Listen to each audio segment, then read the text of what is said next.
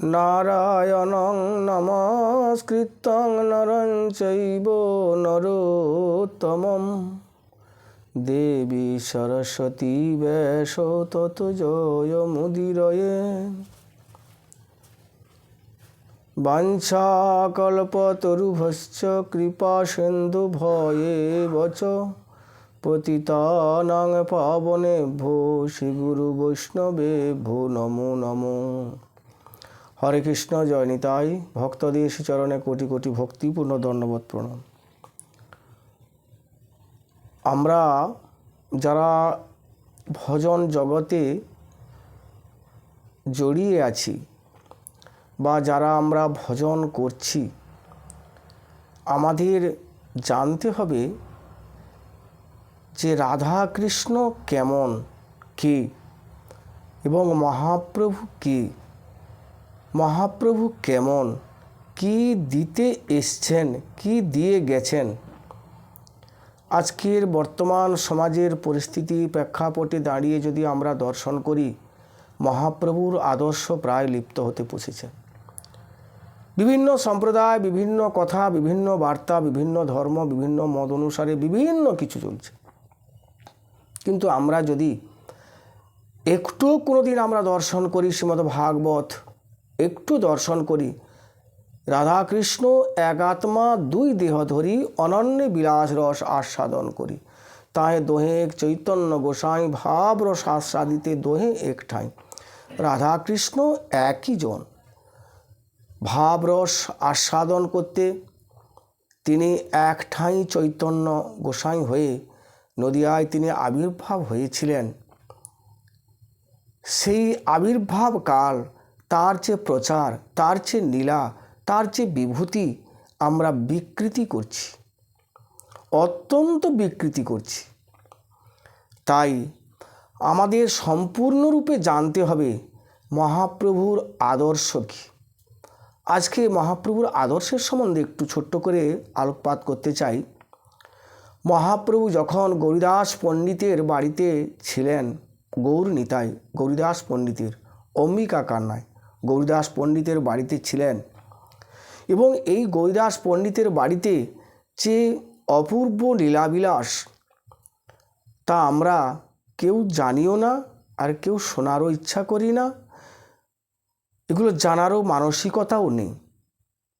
সনাতন গোস্বামীর যে শিক্ষা মহাপ্রভুকে দিয়ে, মহাপ্রভু যে শিক্ষা দিয়েছিলেন, সেই শিক্ষা জানিও না, শিখার চেষ্টাও করি না, শোনবার ইচ্ছাও করি না। রূপ গোস্বামীকে যে শিক্ষা দিলেন মহাপ্রভু, তপন মিশ্রকে যে শিক্ষা দিলেন মহাপ্রভু, মহাপ্রভু পুরীতে যে শিক্ষা দিলেন হরিদাস ঠাকুরকে নিয়ে, যে শিক্ষা দিলেন ছোট হরিদাসকে নিয়ে, যে শিক্ষা দিলেন বাসুদেব ঘোষকে নিয়ে, যে শিক্ষা দিলেন আমাদের গোবিন্দ ঘোষকে নিয়ে, আমরা সেই সব শিক্ষার ধারও ধারি না। কেবলমাত্র আমরা চতুর্দিকে দেখতে পাচ্ছি শুধু কেবলমাত্র নৌকা বিলাস কীর্তন, আর সেটা কি অত্যন্ত শাস্ত্র বিরুদ্ধাচরণ কর্ম, অত্যন্ত শাস্ত্র বিরুদ্ধাচরণ কর্ম। এই কথাগুলো বললে দুঃখ পাবে মানুষ, মনে করবি মহাপ্রভু নৌকাবিলাস করেছিলেন।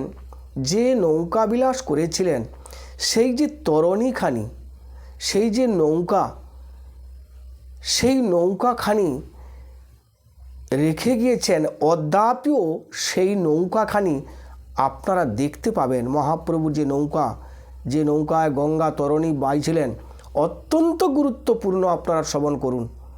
সেই নৌকাখানি এখনও পর্যন্ত অদ্যাপিও গৌরীদাস পণ্ডিতের মন্দিরে আছেন।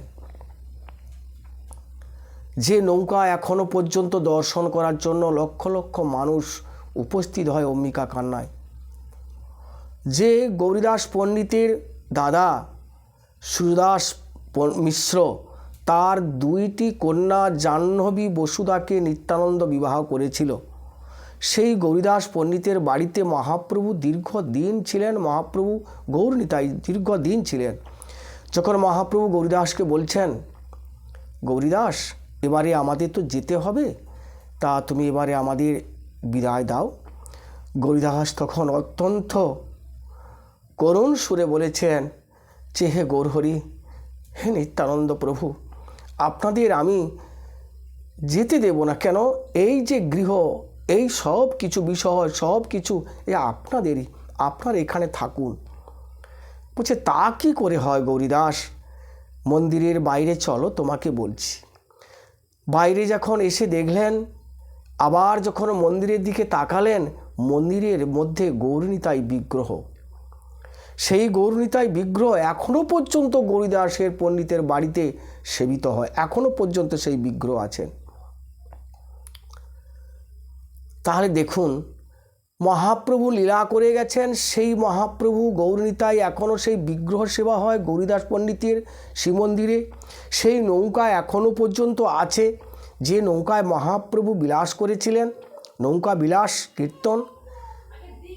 আর সেই নৌকা বিলাস কীর্তন কি আপনারা করছেন? তো আরে মোর শ্রীগৌরাঙ্গ রায়, সুরধ্বনির তীরে গিয়া নবীন নাবিক হইয়া সহচর মিলিয়া খেলা। এই যে পদাবলী কীর্তন আমাদের কাছ থেকে আস্তে আস্তে কোথাও যেন হারিয়ে যাচ্ছে। দেশকাল পাত্র হিসাবে আপনি চতুর্দিকে দেখলেন নৌকাবিলাস, আর মানুষ দাতাগণ মেনেও নিচ্ছেন। কেন এইগুলো হচ্ছে? আমাদের নামকে বিকৃতি করা হচ্ছে, মহাপ্রভুর লীলাকে বিকৃতি করা হচ্ছে। মহাপ্রভু কি এইভাবে লীলা নৌকাবিলাস করেছিলেন? যাই হোক, মহাপ্রভুর যে আদর্শ দেখুন, ছোট হরিদাসকে দিয়ে যে শিক্ষা দিলেন, ছোট হরিদাসের বাড়িতে চাল ছিল, এগুলো সবাই জানেন। কিন্তু যারা বর্তমানে যারা ছদ্মবেশী বৈষ্ণব হয়েছেন, তারা কিন্তু এইসব লীলা জানেন না। যদি লীলা জানতো, তাহলে এইভাবে হরিনামের প্রতি বিক্রিয়া, প্রকৃতির প্রতি যে সম্ভাষণ, প্রকৃতিকে নিয়ে যে খেলাধুলা করছেন, তারা জানে না এইসব লীলা মহাপ্রভুর লীলাকে সম্পূর্ণভাবে মানে একদম বিকৃতি করে চাপিয়ে দিচ্ছেন। ছোট হরিদাসের কাছে মহাপ্রভু সেবা করতে যেতেন। একদিন ছোট হরিদাস মনে করলেন তাদের বাড়িতে চাল ছিল, কিন্তু ভিক্ষের চাল।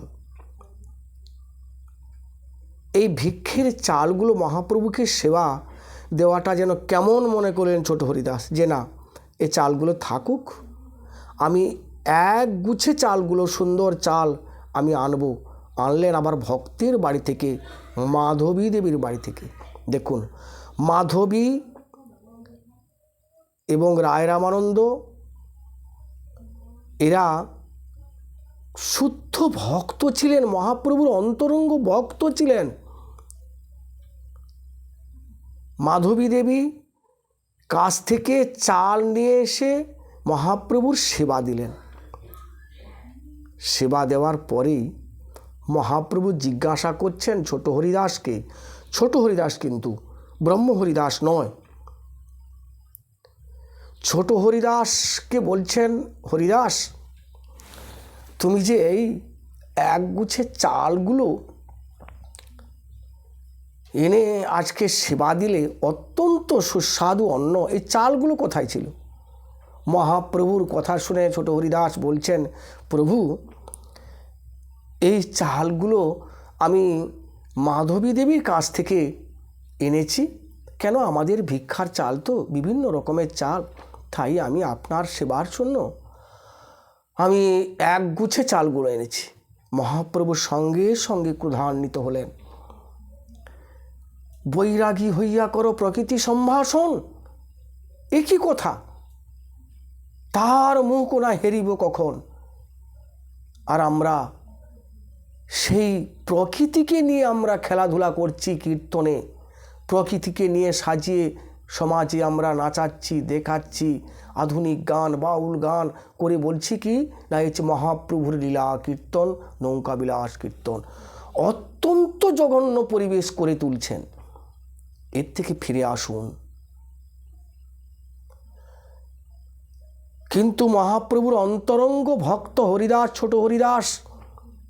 ছোট হরিদাসকে বলছেন, হরিদাস, তুমি একজন বৈরাগী, একজন বৈষ্ণব, তুমি প্রকৃতিকে সম্ভাষণ করতে গেছো, তোমার মুখও আমি কোনো জন্ম দর্শন করব না। চলে গেলেন মহাপ্রভু ক্রোধান্বিত হয়ে। ছোট হরিদাসের সঙ্গে কথা বলা তো দূরের কথা, ছোট হরিদাসের মুখও দর্শন করলেন না দীর্ঘদিন। সনাতন গোস্বামী, রূপ গোস্বামী, স্বরূপ গোস্বামী সবাই গিয়ে মহাপ্রভুকে বললেন, হে গৌরহরি, কোনো পুত্র যদি দোষ করেন, পিতা কি সেই পুত্রকে ক্ষমা করে না? কোনো পুত্র যদি তার পিতার অঙ্গে কোনো দিন মলত্যাগ করেন, পায়খানা করেন, তাহলে তার পিতা কি তার পুত্রকে ক্ষমা করে না? আপনি হরিদাসকে, ছোট হরিদাসকে পুত্রকে এনে ক্ষমা করুন। স্বরূপ, তোমরা এখানে থাকো, আমি কিন্তু বৃন্দাবনে চলে যাব, আমি কালকেই বৃন্দাবনে চলে যাব, তোমরা ছোট হরিদাসকে নিয়ে থাকো। না প্রভু, না, আপনি যাবেন না প্রভু। কারুর কথা শুনলেন না, কারুর আবেদনও শুনলেন না, আবেদন মঞ্জুরও করলেন না। ছোট হরিদাস দীর্ঘদিন চিন্তা করলেন, কিন্তু মহাপ্রভু কথা বললেন না, মুখ দর্শন করলেন না। ছোট হরিদাস অনেক দিন পর তিনি প্রয়াগে গিয়ে সাগরের জলে প্রাণ ত্যাগ করলেন মহাপ্রভুর বিরহে। সনাতন গোস্বামী, রূপ গোস্বামী, স্বরূপ গোস্বামী ইত্যাদি সবাই তারা বলছেন, ছোট হরিদাসকে তো দেখতে পাচ্ছি না। গৌরহরি বলছে, ওর কথা আমি শুনতেও চাই না, কোথা গেল না গেল এসব আমি জানি না। কেউ জানে না ছোট হরিদাস কোথায় গেছে। সবাই সাগরে স্নান করতে গেছেন, ভক্তগণকে নিয়ে, গোস্বামীগণকে নিয়ে মহাপ্রভু সাগরে দক্ষিণ সমুদ্রে যখন স্নান করতে যান, সমুদ্রের ভিতরে হরিদাস অত্যন্ত মধুর স্বরে কীর্তন করছেন। কেন? মহাপ্রভুকে কীর্তন শোনাতেন ছোট হরিদাস। মহাপ্রভু কীর্তন শুনে অত্যন্ত ব্যাকুল হতেন, হা কৃষ্ণ বলে কাঁদতেন। সেই কি কীর্তন, সেই কীর্তন।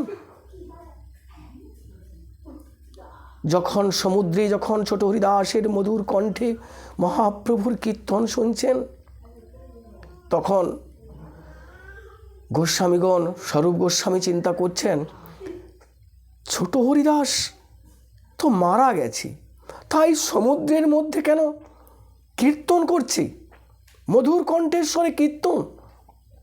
তাহলে ছোট হরিদাস সমুদ্রের জলে প্রাণ ত্যাগ করে নিশ্চয়ই কোনো ব্রহ্মদত্তী হয়েছে। চলে গেল সেদিন। তারপরে সবাই এসে অত্যন্ত ব্যথিত হয়ে, মর্মাহত হয়ে, শোকাকুল হয়ে রাতের বেলায় শুনছেন ছোট হরিদাসের যে রুমটাতে থাকতেন, যে কুটিরে থাকতেন, সেইখানে কীর্তন শুনছে সবাই। বেরিয়ে এসেছেন স্বরূপ গোস্বামী, বেরিয়ে এসেছেন রূপ গোস্বামী, বেরিয়ে এসেছেন। রঘুনাথ দাস দেখছেন মহাপ্রভু ছোট হরিদাসের রুমে কীর্তন হচ্ছে, কুটিরে কীর্তন হচ্ছে, ছোট হরিদাস তো নেই। সব বেরিয়ে এসে আস্তে আস্তে করে যখন দরজার কাছে দেখছেন মহাপ্রভু ছোট হরিদাসের দরজার কাছে দাঁড়িয়ে হরিদাসের কীর্তন শুনছেন। আর অশ্রু গলে গলিত হয়ে প্লাবিত হচ্ছেন মহাপ্রভু ছোট হরিদাসের মুখে রাধা কৃষ্ণের লীলা কীর্তন শুনছেন, অপ্রাকৃত লীলা। এই যে কীর্তন সবাই দেখলেন, মহাপ্রভু কীর্তন শুনছেন, তারা ভাবলেন তাহলে ছোট হরিদাসকে মহাপ্রভু কৃপাই করেছেন। আপন ইচ্ছায় জীব কোটি বাঞ্ছা করে, কৃষ্ণ কৃপা না হলে বাঞ্ছা নাশ করে। তাই এই যে মহাপ্রভুর আদর্শ ছোট হরিদাসকে দিয়ে, তা এই যে আদর্শগুলো কেন আমরা ভুলে যাচ্ছি আজকে ভক্তের সমাজে? আমরা যারা ভক্ত, যারা কীর্তন করছি, দীর্ঘ জীবন আমি কীর্তন করছি, দীর্ঘ জীবন পাঠ করছি, দীর্ঘ জীবন করছি, মানে এখন বিরতির সময় এসে গেছে। চতুর্দিকে দেখছি মহাপ্রভুর কীর্তন যেন একটা বিভীষিকা আরম্ভ হয়ে গেছে। কোথায় পৌঁছে দিচ্ছি আমরা এই কীর্তনকে, ভাগবত পাঠকে কোথায় পৌঁছে দিচ্ছি? হাত জোড়ো করে অনুরোধ করছি, আপনারা ফিরে আসুন, মহাপ্রভু আদর্শকে প্রচার করুন। দেখছেন তো সনাতন ধর্ম কেমন বিকৃতি। আর সনাতন ধর্মকে নষ্ট করার জন্য সব ধর্মের মানুষ উঠে পড়ে লেগেছে, কিন্তু সনাতন ধর্মকে কি নষ্ট করা যায়? শাশ্বত ধর্ম, এ ধর্মকে নষ্ট করা যায় না। সবাই জানেন, যখন এই ধর্মের প্রতি গ্লানি হয়, সবাই শ্লোক জানেন, পরিত্রাণায় সাধুনাং বিনাশায় চ দুষ্কৃতাম ধর্ম সংস্থাপনার্থায় সম্ভবামি যুগে যুগে। কে জানে না কি? যদা যদা হি ধর্মশ্চ গ্লানির্ভবতি ভারতম অভ্যুত্থানাং অধর্মস্য তদাত্মানাম সৃজম্যহম। যতই সনাতন ধর্মকে বিকৃতি করুক, সনাতন ধর্মকে নষ্ট করুক, যতই সনাতন ধর্মের মানুষকে কেটে দিক, শেষ করে দিলেও প্রত্যেকটি ভাগবতের অক্ষরে অক্ষরে প্রতিফলিত হবে। জেনে রাখুন, সনাতন ধর্মকে নষ্ট করা যায় না। এইভাবে কীর্তন করে পয়সা রোজগার করে, আমিও কীর্তন করি, পয়সা রোজগার করি, তে মহাপ্রভুর এই যে গৌণ কথা বলে মানুষকে মনোরঞ্জন করে পয়সা রোজগার করাটা অত্যন্ত পাপাচার, পাপ কর্ম। ফিরে আসুন সবাই মহাপ্রভুর আদর্শের কীর্তনে, পদাবলী কীর্তন করুন। বড় তাল নাই বা পারলাম, ছোট তালের উপরে মহাপ্রভুর আদর্শর কীর্তন করুন।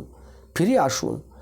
যদি পূর্ব মেদিনীপুর, পশ্চিম মেদিনীপুর গুণে দেখা হয়, যদি প্রত্যেক দিন 10টা করে কীর্তন হয়, তার 10টাই কেবলমাত্র নৌকা বিলাস কীর্তন হচ্ছে। অত্যন্ত দুঃখজনক ব্যাপার। আর কি করছে আপনারা সবাই জানেন, এই হরিনাম এমন মধুর রস, 10টা অসুর 6টা পশু হয় সহজে বশ। তাহলে বলুন, এই সমস্ত কীর্তন শুনলে অসুরগুলো কি বশ হয়, না পশুগুলো বধ হয়? এই কি কীর্তন? এই কি মহাপ্রভু প্রচার করেছিলেন এই আদর্শ? ফিরে আসুন। যদি নামযজ্ঞ করতে হয়, শ্রীমদ্ ভাগবত গীতা পড়ুন। যজ্ঞ সাত্বিক, রাজসিক, তামসিক। অফলার কাঙ্ক্ষীর ভিড় যজ্ঞ বিধি দৃষ্ট যজ্ঞতে। ফলের আশা করিয়া যে যজ্ঞ করা হয়, সেই যজ্ঞ হচ্ছে রাজসিক যজ্ঞ। আর এই যজ্ঞের দ্বারা কোনো জন্মেও কারুর মঙ্গল হবে না। ফলের আশা ত্যাগ করে যেই যজ্ঞ করা হয়, সেই যজ্ঞ সাত্বিক যজ্ঞ। অভিসন্ধ্যায়াতু ফলং দম্ভ অর্থ মপি চৈবজ ইজ্জতে ভরশ্রেষ্ঠ তাং যজ্ঞ বিধি রাজসম। যদি কেউ ফলের আশা করে অবিধিপূর্বক নাম যজ্ঞ করিয়া থাকেন, তাহলে সেটা কিন্তু রাজসিক যজ্ঞ। আর আপনি যদি গীতাপাঠ, বেদপাঠ, শাস্ত্রপাঠ করেন, আমার মনে হয় নামযজ্ঞ করার পূর্বে আপনাকে আপাতত পক্ষে 100 টাকা 200 টাকা খরচা করে একটি শ্রীমদ্ ভাগবত গীতা কিনে আপনি পাঠ করুন। একটা দিন, একটা বছর পাঠ করুন, তারপরে আপনি নামযজ্ঞ করুন, মহাপ্রভু নামযজ্ঞ করুন। আপনি সব চিনে যাবেন যে নামযজ্ঞগুলো কেমন করতে হয়। বিধিহীন মসৃষ্ঠানাং মন্ত্রহীন মদক্ষিণাম অশ্রদ্ধা বিহিতং যজ্ঞ তামস পরিচক্ষতে। তাহলে এবার আসি, বিধিহীন মসৃষ্ঠানাং, এগুলো হচ্ছে বিধিহীন যজ্ঞ হচ্ছে। বিধিহীন মসৃষ্ঠানাং মন্ত্রহীন মদক্ষিণম। যখন আমি 17, 18, 20 বছরের বয়সে কীর্তন করতাম, তখন ব্রাহ্মণ বৈষ্ণব একটা হাতে সুপারি দিতেন, বরণ করে নিতেন। তখন অনেক মন্ত্র বলতেন, বহু মন্ত্র বলতেন। বিষ্ণুরম তৎসদদ্দ তদ নমং তদ বিষ্ণু পরমং পদং ইত্যাদি মন্ত্র বলতেন। এখন সে মন্ত্রগুলো উঠে যাচ্ছে আস্তে আস্তে করে। বলছেন বিধিহীনমসৃষ্টানাং, বিধিহীন যজ্ঞ, মন্ত্রহীন যজ্ঞ, অশ্রদ্ধা যজ্ঞ, এ তামসিক যজ্ঞ। এর দ্বারা মানুষের কল্যাণ হবে না, জগতেরও কল্যাণ হবে না, জীবেরও কল্যাণ হবে না, স্থাবর জঙ্গমের কল্যাণ হবে না, কারোর কল্যাণ হবে না, বেশি অকল্যাণ হবে, অমঙ্গল হবে। হরিদাস ঠাকুর 3 লক্ষ নাম করতেন, এর জন্য করতেন? তার মধ্যে কি কোনো কামনা বাসনা ছিল যে হরিদাস ঠাকুর 3 লক্ষ নাম করতেন? হরিদাস ঠাকুর যখন বেনাপুলের জঙ্গলে আসেন, তখন রামচন্দ্র খান তখন তার চরিত্রে কলঙ্ক লেপনের জন্য সবাই জানে লক্ষহীরা বেশ্যাকে পাঠিয়েছিলেন। কি করার জন্য? না, সাধুর চরিত্রে কলঙ্ক দাও। এর জন্য সাধু সাবধান, সাধুদের অত্যন্ত সাবধান হতে হবে। বৈষ্ণবদের, বাবাজিদের, অত্যন্ত সন্ন্যাসীদের যদি চরিত্রের যদি কোনো রকম ঢিসমিস হয়ে যায়, চরিত্র যদি কোনো রকম এধার ওধার হয়ে যায়, তাহলে আপনি যতই বৈষ্ণব হন, যতই বাবাজি হন, যতই সন্ন্যাস হন, যতই বৈষ্ণব হন, যতই কিছু করুন, যতই বড় জ্ঞানী হোক, আপনার ইতিহাস কিন্তু আপনাকে আঙুল দেখিয়ে কথা বলবে। তাই আগে চরিত্রের বলটা হচ্ছে বড় বল। চরিত্র যদি না ঠিক থাকে, তাহলে যতই যা কিছু করুন কিচ্ছু হবে না, কোনো লাভ হবে না, কোনো লাভ হবে না। তাই লক্ষহীরা 3 দিন এসেছিল হরিদাসের চরিত্রে কলঙ্ক দেওয়ার জন্য। হরিদাস ঠাকুর বলেছিল, মা আপনি বসুন, আমার নাম পূর্ণ হতে দেরি আছে। কলিযুগে যারা বৈষ্ণবত্ব গ্রহণ করেছেন, যারা ইত্যাদি ইত্যাদি করছেন, বলে আগে বলতেন আপনি কিসের জন্য এসেছেন বলুন, হরিনাম জপ করা থাকুক, মালিকা থাকুক। বেশ 3 দিনের পরে তিনি সাধুর কাছে আসার জন্য তিনি সমস্ত পাপের পয়সাকে ত্যাগ করে, ব্রাহ্মণ বৈষ্ণবদের দান করে তিনি দীক্ষা নিয়েছিলেন হরিদাস ঠাকুরের কাছে। তাই নৌকাবিলাস কীর্তন করলে জগতের মঙ্গল হবে না, অনন্তকাল করলে হবে না, সাধু সঙ্গ করতে হবে। হরিদাস ঠাকুরের কাছে মাত্র 3টে রাত্রি সাধু সঙ্গ করেছিলেন লক্ষের একটা বেশ্যা, যার সঙ্গে কথা বলতে হলে 1 লক্ষ স্বর্ণ মুদ্রা দিতে হতো। 3 রাত্রিতে তিনি বৈষ্ণবত্ব গ্রহণ করলেন সাধুর সংস্পর্শে। সাধু সঙ্গ, তাই মহাপ্রভু বারবার বলেছেন, সাধু সঙ্গ, নাম কীর্তন, ভগবৎ শ্রবণ, মথুরাবাস, শ্রীমূর্তি শ্রদ্ধায় সেবন। সনাতন গোস্বামীকেও বলেছেন মহাপ্রভু যে কেবলমাত্র সাধু সঙ্গ করো, এই সংসার থেকে যদি উদ্ধার হতে চাও সাধু সঙ্গ করো। এখানে অনেকে সাধারণ মানুষ প্রশ্ন করতে পারেন যে সাধু আমরা কোথায় পাবো? কেন? আপনি মানুষের মধ্যে সাধু পরিলক্ষিত যদি নাও চিনতে পারেন, সেই চোখ যদি আপনার নাও থাকে, সেই দিব্য দৃষ্টি যদি নাও থাকে, তাহলে সাধু শাস্ত্র তো আপনি ভাগবত, গীতা, লক্ষ্মী চরিত্র পাঠ করুন, কেমন চরিত্র গঠন করতে হয় আপনি শিখে যাবেন। গীতা পাঠ করুন, প্রত্যেক দিন আপাতপক্ষে 1টি করে শ্লোক পাঠ করুন, সেমতো ভাগবত গীতা পাঠ করুন। কীর্তনিয়া হয়েছেন, কোটি কোটি টাকা রোজগার করছেন, কোনোদিন কি গীতা দর্শন করেছেন, গীতা পাঠ করেছেন যে নামযজ্ঞ কত প্রকার? বিধিহীন যজ্ঞ। কীর্তনের সঙ্গে সঙ্গে যদি কেউ সিগারেট খায়, কেউ পান খায়, কেউ চা খায়, হ্যাঁ, কেউ মাছ মাংস খায়, অসৎ সঙ্গ করে, আচ্ছা আপনি চিন্তা করুন। আচ্ছা, কলিকে আশ্রয় দিয়েছিলেন, একেবারে ভাগবতের প্রথম স্কন্ধে কলিকে আশ্রয় দিয়েছিলেন পরীক্ষিত মহারাজ। কোথায় কোথায় বলুন? সবাই জানেন, জানেন না? যখন কলি 1 পায়ে দণ্ডায়মান একটি বিষবকে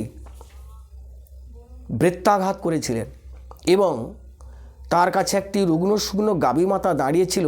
পরীক্ষিত মহারাজ যখন জঙ্গলে পরিভ্রমণ করতে দেখলেন যে আমার রাজ্যে এত অনাচার, এই ধর্মরাজ্যে আমি একে শেষ করে ফেলব, তীর ধনুক তুললেন। তখন তিনি সমস্ত অস্ত্র ত্যাগ করে তিনি দুহাত তুলে শরণার হয়ে দাঁড়িয়ে আছেন। শরণাগতিকে, রাজার উচিত শরণাগতিকে ক্ষমা করা, তাই ক্ষমা করছেন। বলছে তুমি আমার রাজ্য থেকে চলে যাও। বলছে আমাকে একটু জায়গা দাও, আমি চলে যাব, আমার জায়গা কোথায়? তখন পরীক্ষিত মহারাজ কলিকে আশ্রয় কোথায় দিয়েছিলেন? বলেছিলেন দ্রুত ক্রিয়া। দ্রুত ক্রিয়া মানে আমাদের জাগতিক জগতে যে দ্রুত ক্রিয়াগুলো হচ্ছে, ক্রিকেট খেলা, ফুটবল খেলা, তাস পাশা খেলা। আচ্ছা বলুন, কীর্তন করার পরে, কীর্তন একটা অত্যন্ত কলিযুগের একটা যজ্ঞ, শ্রেষ্ঠ যজ্ঞ। কীর্তন করে মানুষ মুক্তি পাবে, কীর্তন করে মানুষ উদ্ধার পাবে। আমার মুখে, আপনার মুখে, আপনাদের মুখে কীর্তন শুনে স্থাবর জঙ্গম পবিত্র হবে। সেই কীর্তন করে টাকা নিয়ে এসে যদি খেলাতে দান করা হয়, ওখানে কি না, ওখানে কলির বাস। দ্রুত ক্রিয়াতে কলি, ভাগবতেই বলছেন। মিথ্যা কথা আমার না, দেখে নেবেন ভাগবত, সবাই দেখবেন। আপনারা ভাগবত কিনে রাখুন, বেশি না, ইস্কন থেকে যদি ভাগবত কিনেন অনেক টাকা খরচাবে, 15-16 হাজার টাকা। আপনি গোরক্ষপুরে দুখণ্ড ভাগবত কিনলে মাত্র 1000 টাকা, 1200 টাকা খরচাবে। ভাগবত অত্যন্ত গুরুত্বপূর্ণ, প্রত্যেক দিন 1 অধ্যায় করে পাঠ করুন, সব বুঝে যাবেন আপনারা। যদি অনেকে বলছেন আবার মায়েদের নাকি ভাগবত গীতা পাঠ করা হবে না। এই সমস্ত অসভ্য কথা, অপসম্প্রদায়ের কথা আপনারা কোনো দিন কর্ণপাত করবেন না। মা, মেয়েরা হোক, বাবা হোক, চণ্ডাল হোক, শূদ্র হোক, যেই হোক না কেন, সবাই গীতা ভাগবত পাঠ করতে পারবেন, সবাই হরিনাম করতে পারবেন। তাহলে আপনি কীর্তন করে যে পয়সাগুলো আনছেন, আমরা সবাই, সেই পয়সাগুলো যদি খেলাতে দেওয়া হয়, ক্রিকেট খেলা দেওয়া হয়, ফুটবল খেলা দেওয়া হয়, সেখানে ওরা কি করছে না, ওরা সেই পয়সায় মদ খাচ্ছে, ওরা সেই পয়সায় ইত্যাদি অত্যন্ত কুকর্ম করছে, মাছ খাচ্ছে, মাংস খাচ্ছে, ফিস্ট করছে, কীর্তনের পয়সা নিয়ে দিচ্ছেন। তাহলে আপনারা কি ভালো কাজ করছেন তো? সমাজের মঙ্গল করছেন তো? আর আপনি কি চাইছেন না, খেলাতে দিলে আমার এখানে প্রতিষ্ঠা হলো, আমাকে 10,000 20,000 লোক জানলো। দুঃখের কথা, বড় দুঃখের কথা। কীর্তনের পয়সা, আমাদের দেশে কি গরিব নেই? আমাদের দেশে ভক্ত নেই? আমাদের দেশে বৈষ্ণব নেই? আপনি হাজার হাজার ভক্ত সেবা করুন, মঠ মিশন করুন, যাতে দরিদ্রের সেবা হয়। সরকার আজকে ইন্দিরা আবাস দিচ্ছেন, দরিদ্রকে ইন্দিরা আবাস দিচ্ছেন, আপনি আবাস দেন, গরিবকে দান করুন, দরিদ্রকে দান করুন, ভক্ত সেবা করান। কেন মহাপ্রভুর আদর্শ কি জানেন না? কীর্তন করছি দেখুন আমরা আজকে, আমি কিন্তু অত্যন্ত একটু দুঃখের সহিত বলছি, আপনারা ক্ষমা করবেন, অত্যন্ত ক্ষমার চোখে দেখবেন। মহাপ্রভু বলছেন, জীবে দয়া নামে রুচি বৈষ্ণব সেবন, ইয়া ভিনা গতি নাই শোনো সনাতন। জীবে দয়া, তাহলে আপনি কীর্তন করে, আমি যদি কীর্তন করে সেই পয়সাগুলো খেলাতে দিই, আমি যদি কীর্তন করে মাছ মাংসের অনুষ্ঠান করি, আমি যদি কীর্তন করে সিগারেট পান বিড়ি খাই, তাহলে সেই পয়সাগুলো অপব্যবহার করছি। তাহলে আপনি কি জীবে দয়া করছেন তো? জীবে দয়া নামে রুচি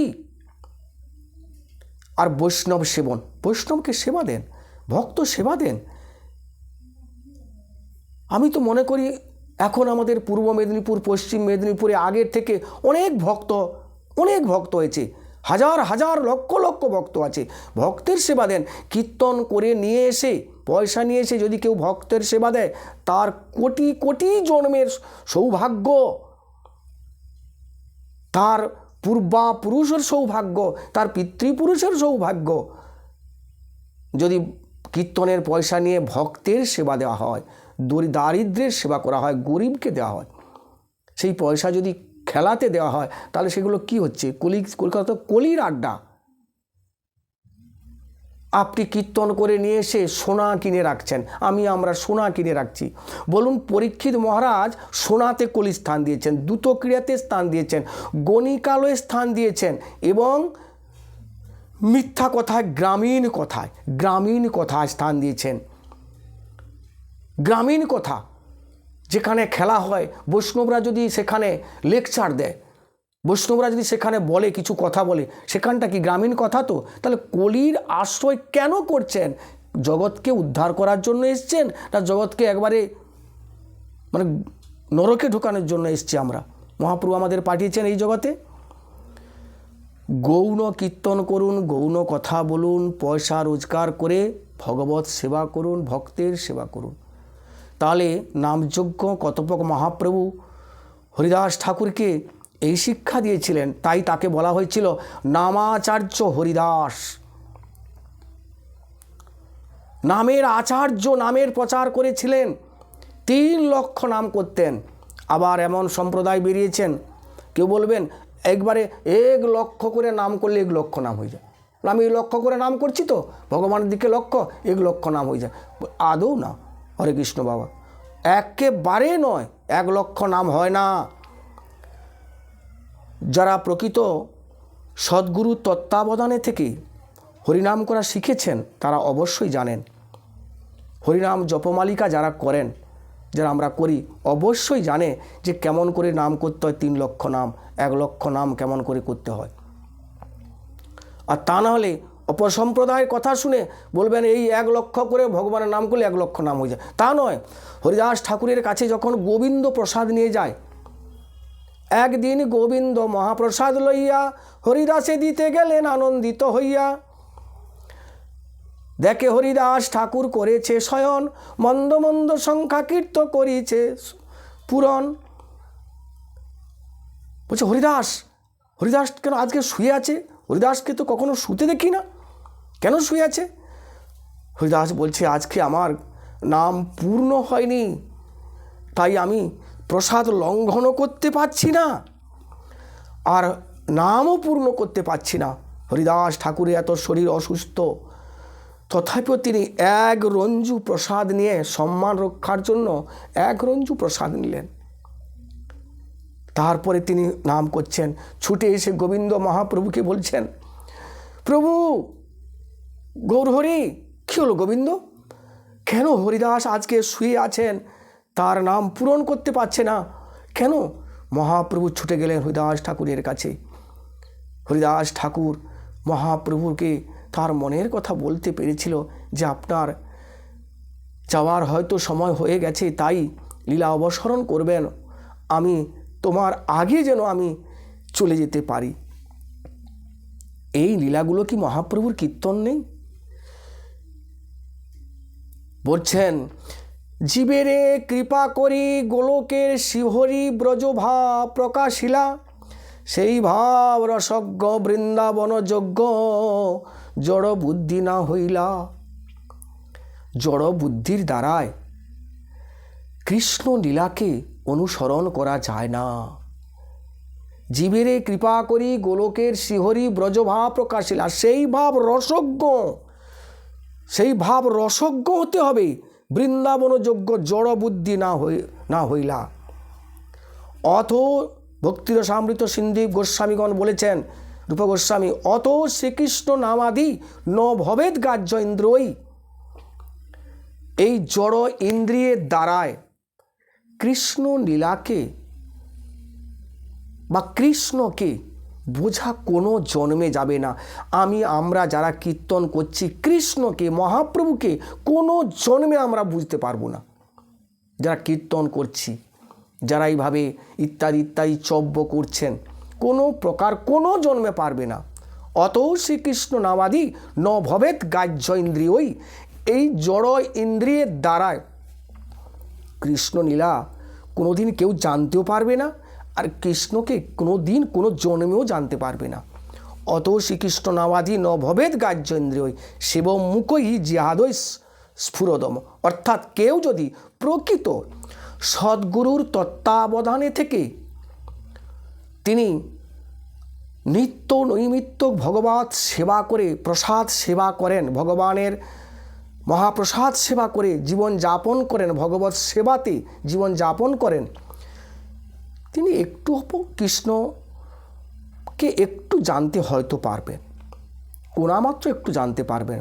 আর যারা এভাবে কীর্তন করছেন, কীর্তন করে পয়সা খেলা দিচ্ছেন, কীর্তন করে চাপান বিড়ি খাচ্ছেন, কীর্তন করে ইত্যাদি অত্যন্ত পাপাচার করছেন, কোনো জন্মে বুঝতে পারবে না মহাপ্রভু কি, মহাপ্রভুর নাম কি, মহাপ্রভুর ভক্ত কি, তুলসী কি, ভাগবত কি, গঙ্গা কি, কোনো জন্মে জানতে পারবে না। আর তাদের মুখে কীর্তন শুনে জগতের কি কল্যাণ হয়।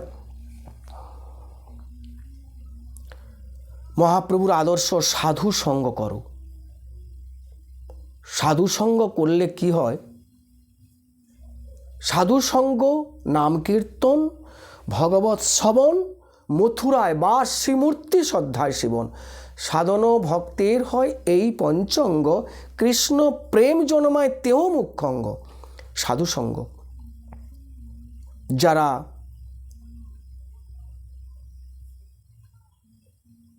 যারা সাধু সঙ্গ করে না, ভাগবত পাঠ করে না, গীতা পাঠ করে না, কেবলমাত্র 10টা ভজন কীর্তন, 20টা ভজন কীর্তন করে কি 5টা বাউল করে ভাবছেন কীর্তন বলে প্রচার করলেও ভগবান কিন্তু দেখছেন, সব লিখে রাখছেন। বলছেন সর্বত্র পানি পাদং তৎ সর্বত্র আঁকি শিরোমল্লকম। সর্বত্র পানি পাদং, আমার সব জায়গায় হাত আছে, আমার সব জায়গায় চরণ আছে। সর্বত্র পানি পাদং তৎ সর্বত্র আঁকি, আমার সব জায়গায় চোখ আছে, আমি সব দেখতেছি। সর্বত্র শ্রুতি, আমার সব জায়গায় কর্ণ আছে, আমি সব শুনছি। যথা সময়ে তার বিচার করব, বিচার কিন্তু তার হাতে। আপনাকে একটা ইচ্ছা শক্তি দেওয়া আছে, আপনাকে, আমাকে, জীবকে, জীব জগৎকে, এই জীবকে একটা ইচ্ছা শক্তি ভগবান দিয়েছেন। সেই ইচ্ছার অপব্যবহার করলে অবশ্যই ভগবান দেখছেন, ভগবান শুনছেন।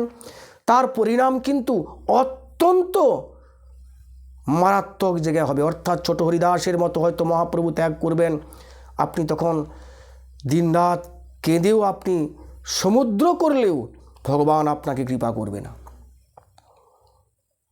আচ্ছা, সাধুসঙ্গ করলে কি হয় এখন প্রশ্ন করছেন। সাধুসঙ্গ করতে, সাধুসঙ্গ হলে নাম কীর্তন হবে। আর নাম কীর্তন শুনলে কি হবে না, আপনার অনর্থগুলো যাবে। কীর্তন শুনলে কি হয়? ভগবানের কীর্তন মানে ভগবানের রূপ, গুণ, লীলা, এগুলো হচ্ছে কীর্তন। এখানে তাহলে বিশ্রাম করছি। তাহলে ভগবানের রূপ, গুণ, লীলা, এই যে কীর্তন। কীর্তন শুনলে কি হয় না, অনর্থগুলো দূর হয়। অনর্থ, স্বরূপভ্রম, অসতৃষ্ণা, হৃদয়দ্রৌবল্য, এগুলো দূর হয়। স্বরূপভ্রম অর্থাৎ আমি, আমার, এটা চলে যাবে, স্বরূপভ্রম। অসতৃষ্ণা অর্থাৎ এই বিষয় অনিত্য, এই দেহ অনিত্য, এগুলো আপনার কাছে মনে হবে, এগুলো আপনার আমিত্ব থেকে চলে যাবে, আমিত্ব দূর হবে। অসতৃষ্ণা, হৃদয়দ্রৌবল্য, অপরাধ, অপরাধগুলো আপনি করবেন না যদি প্রকৃত সাধুসঙ্গ করেন। আর সাধুসঙ্গ করতে হলে দিন রাত আপনাকে চৈতন্য চরিতামৃত, চৈতন্য ভাগবত, অমীয় নিমাই চরিতমালা এবং কৃষ্ণ সারাবলী, চৈতন্য সারাবলী এবং গোস্বামীগণের গ্রন্থ, রূপ গোস্বামী যে ভক্তিরসামৃত সিন্ধু, বিদগ্ধ মাধব, ললিত মাধব, বৃহৎ ভাগবতামৃত, ভক্তিরসামৃত সিন্ধু এবং হরিভক্তি বিলাস, শ্রীমদ্ ভাগবত, শ্রী গীতা, কঠোর উপনিষদ, উপনিষদের কাছে যাবেন কিনা জানি না। সর্ব উপনিষদ গাভদগ্ধা গোপালনন্দন পার্থবৎসা সুধীর ভোক্তা দুগ্ধ গীতামৃত মত। আপাতত গীতা, শ্রীমদ্ ভাগবত গীতা পাঠ করুন, দেখবেন তাতে বুঝতে পারবেন যে কীর্তন কী জিনিস। চৈতন্য চরিতামৃত, চৈতন্য ভাগবত এবং হরিভক্তি বিলাস পড়লে আপনি কেমন করে কীর্তন করতে হবে, কেমন করে কীর্তন প্রচার করতে হবে, কেমন করে আচার করতে হবে, এগুলো জানবেন। আর বলিহারি যায়, কলির মানুষের যারা দাতা, গ্রামবাসীরা যারা ক্লাব কমিটি ইত্যাদি করছেন, তাদেরও বলিহারি যায়। টাকা দিনরাত দিয়ে যাচ্ছেন, মানুষের হাহাকারের দিকে তাকাচ্ছেন না, টাকা দিচ্ছেন 70,000, 75,000, 1 লাখ টাকা, 40-50 হাজার টাকা কীর্তন করছেন। আপনারা দেখছেন না কোনো দিন যে কার মুখে কীর্তন শুনলে জগতের কল্যাণ হবে, জীবের কল্যাণ হবে? দেখছেন না এগুলো আপনারা। কীর্তন তো করছেন 50, 60, 70, 80, 90, 1 লাখ টাকা দিয়ে। কেন? আপনার একটা হরিভক্তি বিলাস কিনে, মাত্র 500 টাকার গ্রন্থ একটা কিনে আপনারা প্রত্যেক সপ্তাহে একবার করে সমাজ করে বসুন, হরিভক্তি বিলাস পাঠ করুন। আমার কথা শুনে অনেক জায়গায় ভাবে কিনে তারা পাঠ করছেন। সেখানে কিন্তু দাদাগিরি চলবে না, বৈষ্ণবেরও দাদাগিরি চলবে না, আর ব্রাহ্মণেরও দাদাগিরি চলবে না, আর যারা কীর্তনিয়ে আসবে তাদেরও দাদাগিরি চলবে না।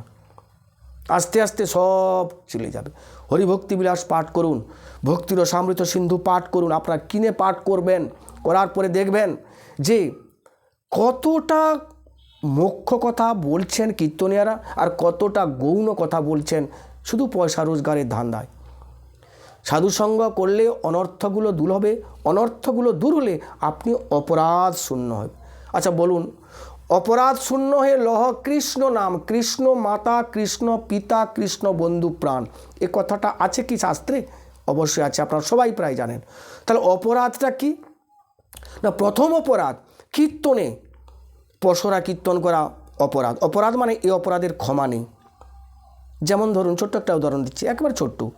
আমি কিছু পাপ করেছি, পাপ, চুরি করেছি, বদমাশি করেছি, কিছু পাপ করেছি ইত্যাদি। এই পাপের ফলে আপনাকে কিন্তু নরকে যেতে হবে। নরকে গেলে, নরকে কিছুদিন নরকে থাকার পরে যমরাজ বিচার করবেন যে ওর পাপ ক্ষীণ, মানে পাপ শেষ, নরক থেকে উদ্ধার করে দিবে। পাপ আর অপরাধ দুটো কিন্তু অনেক তাৎপর্য। পাপ করলে পাপ ওখানে গিয়ে আপনার পাপ শেষ হবে, আপনি নরকে ভোগ করবেন, কিন্তু অপরাধ কিন্তু খণ্ডন হয় না। অপরাধ, এই যে নামা অপরাধ, নামের প্রতি অপরাধ করছেন, এর ক্ষমা কোনো জন্মে হবে না। নামের প্রতি অপরাধ আপনি কি হবে জানেন? সারা জন্মান্তর ধরে তেহার জেলে আপনাকে পচে মরতে হবে। পাপ করুন, পাপ করলে ক্ষমা আছে, অর্থাৎ নরক আছে। নরকের পরে পাপ শেষ, আমার পাপ শেষ, আমি চলে আসব কোথায় না? আমি আবার এই মর্তলোকে আবার জন্মগ্রহণ করব কর্ম অনুযায়ী। সে পশু হতে পারি, কি মানুষ হতে পারি, কি পশু পাখি ইত্যাদি অসুর হতে পারি, কিন্তু অপরাধ করলে আপনার ক্ষমা নেই। পাপ আর অপরাধ দুটো অনেক তাৎপর্য। তাই নামা অপরাধ, নামের প্রতি অপরাধ, এই যে নামে বিকৃতি অপরাধ, এর ক্ষমা নেই। ভগবানের নামে, মানে যেই নাম সেই কৃষ্ণ, আপনারা সবাই জানেন, এই নামে যদি বিক্রিয়া হয় তাহলে এর ক্ষমা নেই। নামে অপরাধ জানে না যারা কীর্তন করছেন, নাম কি জিনিস জানে না। নামের প্রতি অপরাধ, এবং তুলসীকে সামান্য গাছ মনে করা অপরাধ, গঙ্গাকে সামান্য নদী মনে করা অপরাধ, সে সাধারণ নদী, ভাগবতকে সামান্য বই মনে করা অপরাধ, বৈষ্ণবকে দর্শন করে মনে করা যে সাধারণ একজন মানুষ অপরাধ, এবং প্রসাদ সেবা করার পরে আপনি ভাববেন ঘরে ভাত খাচ্ছি, সামান্য অপরাধ, অনেক অপরাধ। তার মধ্যে নামা অপরাধ হচ্ছে সর্বশ্রেষ্ঠ। আর সেই নাম অপরাধ করছেন, জেনে শুনে নাম অপরাধ করছেন কীর্তনিয়ারা, নাম অপরাধ করছে, নামের প্রতি অপরাধ। আর নামের প্রতি অপরাধ হওয়া মানেই ভগবানের চরণে অপরাধ। আর ভগবান কিন্তু দেখছেন, শ্লোক বলেছি, সর্বত্র পানি পাদ, দেখছেন, এতে কিন্তু ক্ষমা কোনো দিন হবে না। তার জন্য সবাই সতর্ক হয়ে নাম প্রচার করুন, এবং সবাই আচরণ করে নাম প্রচার করুন। দেখছেন তো বর্তমান যে কলির অবস্থা, বর্তমান যে সনাতন ধর্মের অবস্থা, চতুর্দিকে শুনছেন, দেখছেন, বাংলাদেশ দেখছেন, তথাপিও আপনারা কেন বিরূপ বিক্রিয়া করছেন নামের প্রতি, মহাপ্রভুর আদর্শের প্রতি, নাম যজ্ঞের প্রতি, সাধুর প্রতি, ভাগবতের প্রতি কেন বিক্রিয়া বা গৌণ কথা বলছেন? সবাই ফিরে আসুন, ভালো থাকবেন, ক্ষমা করবেন, ক্ষমার চোখে দেখবেন। আপনাদের চরণে ক্ষমা চেয়ে নিচ্ছি। আজকের মতো এখানে আমরা বিশ্রাম করলাম। আপনারা আমার সঙ্গে থাকবেন। আমার একটি চ্যানেল আছে, ছোটোখাটো চ্যানেল আছেন, অর্থাৎ গিরিধারী সঙ্গীত জগৎ, ওখানে আপনারা একটু সাবস্ক্রাইব করে রেখে আমার সঙ্গে থাকবেন। লাইভেও আসবো, লাইভে আসছি, এবং এসে আপনারা একটু হরিকথা শ্রবণ করবেন। আমার কথাগুলো শুনলে হয়তো অনেক দুঃখ করবেন বা রাগ করবেন, কিন্তু আপনার শাস্ত্র পড়ে দেখবেন আমি একটাও মুখ্য কথা ও গৌণ কথা বলি না, সব শাস্ত্র সিদ্ধান্ত কথা বলবো। আপনারা শ্রবণ করবেন এবং আপনারা কাছে থাকবেন এবং আশীর্বাদ করবেন যেন মহাপ্রভুর সঠিকভাবে আদর্শ প্রচার করতে পারি। হরে কৃষ্ণ কৃষ্ণ কৃষ্ণ হরে হরে, হরে রাম রাম রাম হরে হরে।